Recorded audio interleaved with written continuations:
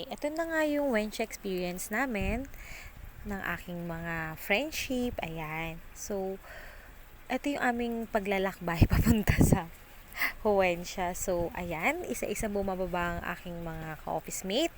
Si Rosie, si Lian, ayan, si Alyssa, si May, and then Tina, and of course, sinaraduhan ako, kaya wala na ako dyan, guys. Oh my God, iniwanan nila ako dyan, pero ako yung kumukuha ng picture sa kanila.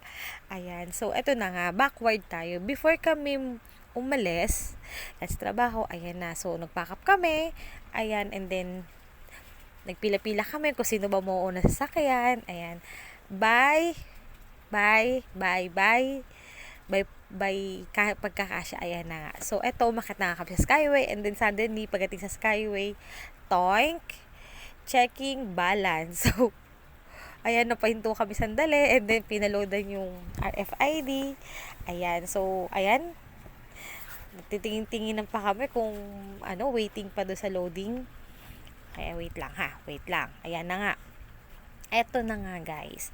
Parang sila nililimliman kasi yung ilaw nga nasa ibabaw ng ulo niya. So nagtatawanan kami.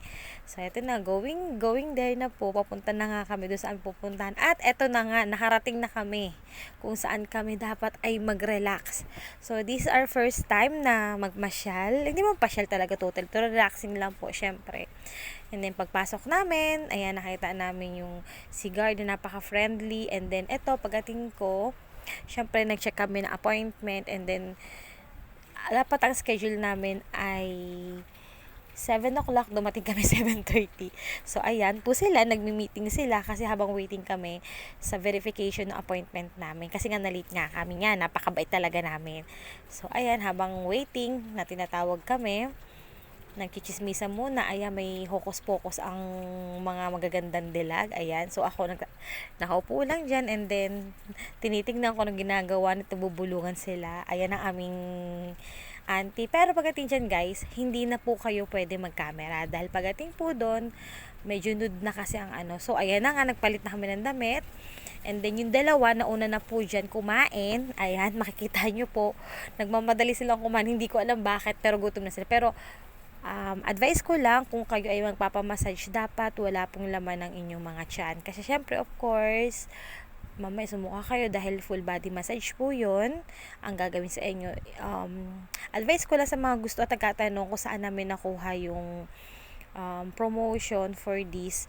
Punta lang po kayo sa Metro Deal, mas discount, marami pa ang mga other, na talagang makakatipid po kayo. Ayan, so habang waiting kami, in-advise pala namin yung dalawa na magpapamassage na kami. So, eto na, guys, papunta na kami kung saan yung area, kung saan kami magpapamassage. So, after nyan po, syempre may reception po dyan.